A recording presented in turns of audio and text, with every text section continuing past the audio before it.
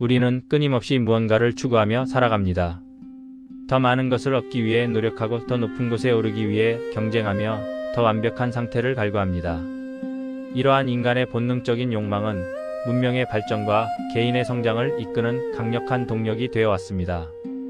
고대 문명의 건설부터 현대의 기술, 혁신에 이르기까지 인류는 항상 더 나은 것을 향한 열망 속에서 진화해 왔습니다. 이러한 진화적 압력은 우리 유전자에 각인되어 끊임없이 우리를 움직이게 만듭니다. 그러나 동시에 이 욕망은 우리에게 끝없는 갈증과 불만족을 안겨주기도 합니다. 왜 우리는 그토록 많은 것을 이루었음에도 불구하고 여전히 부족함을 느끼는 것일까요? 과연 진정한 만족은 어디에서 오는 것일까요? 어쩌면 그 해답은 우리가 그렇게도 집착하는 소유와 추구가 아닌 역설적이게도 내려놓음에 있을지도 모릅니다. 오늘은 우리가 삶에서 진정한 만족을 얻기 위해 무엇을 내려놓아야 하는지에 대해 깊이 탐구해보고자 합니다. 이는 단순한 철학적 담론을 넘어 심리학, 신경과학, 사회학 등 다양한 학문 분야의 통찰을 통해 우리의 삶에 실질적인 변화를 가져올 수 있는 중요한 주제입니다. 내려놓음이라는 개념은 단순히 포기하거나 체념하는 것을 의미하지 않습니다. 그것은 우리가 무언가를 얻고자 하는 강박에서 벗어나 현재에 있는 그대로를 받아들이고 만족하는 법을 배우는 과정입니다.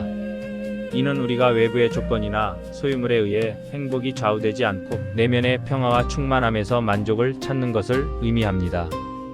예를 들어 동양 철학에서는 무의나 공의 개념을 통해 내려놓음의 중요성을 강조합니다. 서양의 스토아 학파 역시 외부 세계의 사건들을 통제할 수 없음을 인정하고 오직 자신의 내면적 태도와 반응만을 통제함으로써 평온을 얻을 수 있다고 가르쳤습니다.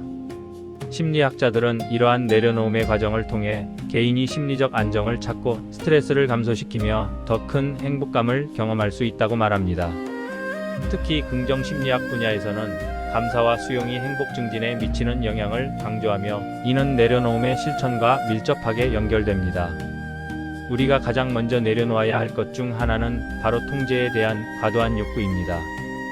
삶은 예측 불가능한 요소들로 가득하며 우리는 이 모든 것을 완벽하게 통제할 수 없습니다. 기상이변, 경제변동, 인간, 관계의 변화 등 우리 통제 범위를 벗어나는 수많은 사건들이 끊임없이 발생합니다. 우리는 종종 미래에 대한 불안감 때문에 현재를 온전히 즐기지 못하고 모든 상황을 우리의 뜻대로 이끌어가려 합니다. 완벽한 계획을 세우고 모든 변수를 제거하려 노력하지만 삶은 항상 우리의 기대를 뛰어넘는 방식으로 전개됩니다. 하지만 통제할 수 없는 것을 통제하려 할 때 우리는 좌절감과 무력감에 빠지게 됩니다. 오히려 통제할 수 없는 것들을 인정하고 받아들일 때 우리는 불필요한 정신적, 육체적 에너지를 소모하지 않고 현재에 집중할 수 있는 여유를 갖게 됩니다. 이는 곧 수용 액셉턴스이라는 심리적 기술로 이어지며 심리 치료에서도 중요한 요소로 다루어집니다. 통제 불가능한 상황에 대한 수용은 역설적으로 우리에게 더 큰 내면의 자유를 선사합니다. 예를 들어 직장 생활에서 우리는 프로젝트의 성공 여부, 동료의 평가, 승진의 기회, 회사의 성장 등 많은 것들을 통제하고 싶어 합니다. 보고서의 작은 오류 하나에도 밤잠을 설치고 경쟁 프로젝트의 동향에 민감하게 반응하며 상사의 미묘한 표정 변화에도 의미를 부여하려 합니다. 그러나 궁극적인 결과는 우리의 노력만으로 100% 결정되지 않습니다. 급변하는 시장 상황, 예기치 못한 기술적 문제, 팀원들의 갑작스러운 이탈, 상사의 개인적인 판단, 심지어는 글로벌 경제 위기 등 다양한 외부 요인들이 복합적으로 작용합니다. 이때 우리가 모든 것을 완벽하게 통제하려 한다면 작은 실수나 예상치 못한 변수에도 쉽게 무너지고 극심한 스트레스에 시달리게 될 것입니다. 하지만 우리가 통제할 수 없는 부분은 과감히 내려놓고 오직 우리가 통제할 수 있는 노력과 과정, 즉 우리의 태도, 작업 방식, 커뮤니케이션에만 집중한다면 우리는 훨씬 더 안정적이고 만족스러운 상태로 업무에 임할 수 있을 것입니다. 이는 비단 직장 생활뿐만 아니라 개인의 건강관리, 자녀교육, 대인관계 등 삶의 모든 영역에 적용될 수 있는 원리입니다. 다음으로 내려놓아야 할 것은 타인의 기대와 시선에 대한 집착입니다. 우리는 사회적 동물로서 타인의 인정과 평가에 민감하게 반응하도록 진화해 왔습니다. 이는 집단 내에서 생존하고 협력하는 데 필수적인 요소였지만 현대 사회에서는 때로는 우리의 삶을 억압하는 요인이 되기도 합니다. 우리는 종종 진정으로 원하는 것이 무엇인지보다 부모, 친구, 직장 동료, 심지어는 소셜미디어 속 불특정 다수가 우리에게 기대하는 바를 충족시키기 위해 애씁니다. 남들이 나를 어떻게 볼까? 라는 생각은 우리의 옷차림, 직업 선택, 결혼 여부, 취미 활동 등 삶의 거의 모든 영역에 영향을 미칩니다. 이러한 삶은 결국 자신의 진정한 욕구와 멀어지게 만들고 내면의 공허함과 자기 정체성 혼란을 초래할 수 있습니다. 사회학 연구에 따르면 특히 소셜미디어의 확산은 현대인들에게 타인의 시선에 대한 압박감을 더욱 증폭시켰습니다.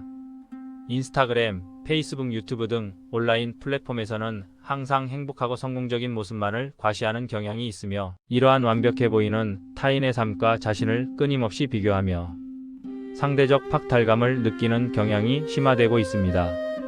이러한 비교는 끝없이 자신을 채찍질하고 타인의 시선에 맞춰 자신의 삶을 조작하려는 압박으로 작용합니다.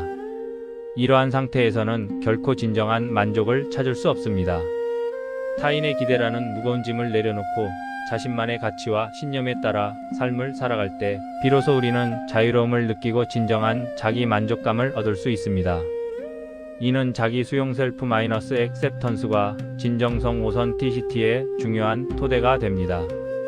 타인의 시선에서 벗어나 내면의 목소리에 귀 기울이는 용기가 필요합니다. 우리가 내려놓아야 할 세 번째는 과거에 대한 후회와 미래에 대한 불안입니다.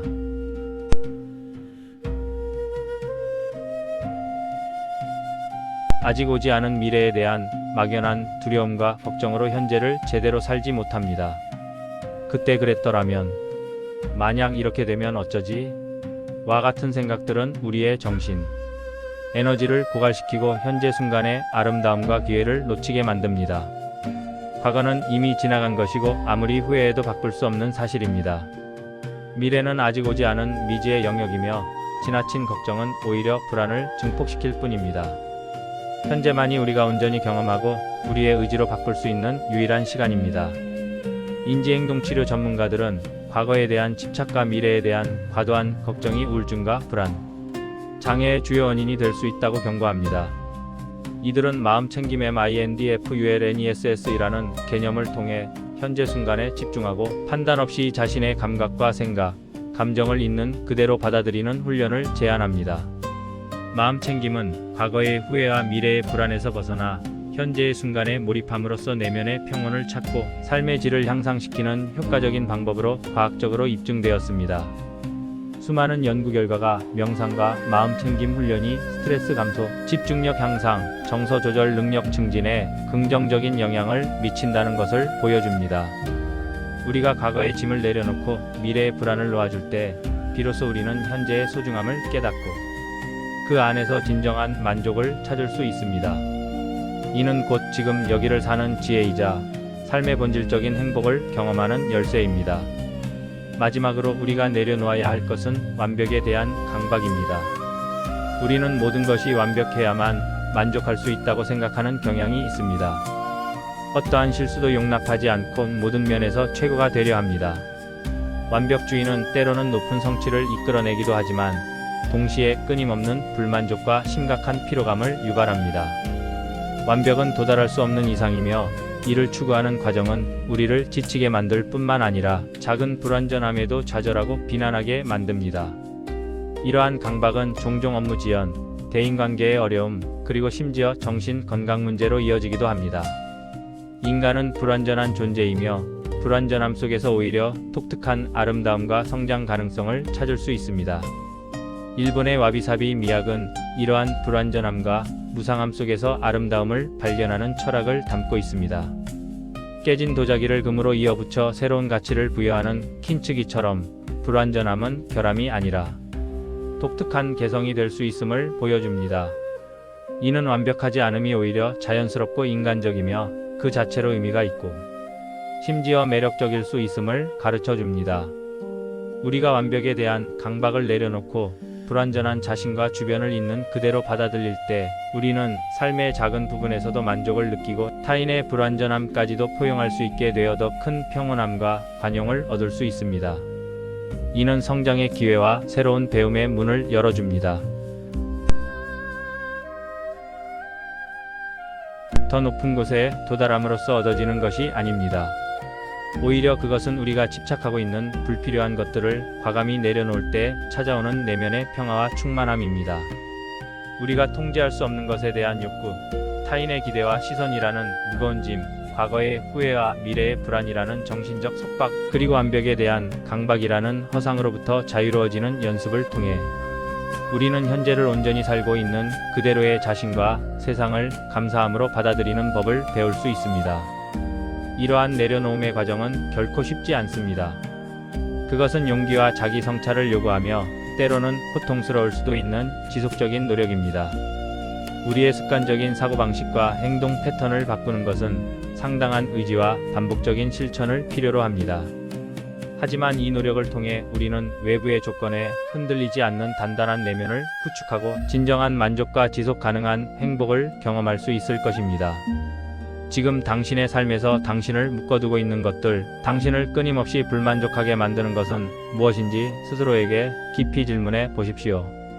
그리고 그 답을 찾았을 때 용기 있게 그것을 내려놓는다면 당신의 삶은 분명 지금보다 훨씬 더 자유롭고 풍요롭고 만족스러운 방향으로 나아갈 것입니다. 이는 단순히 현재의 고통을 줄이는 것을 넘어 새로운 성장과 가능성을 여는 트랜스포마티브한 여정이 될 것입니다.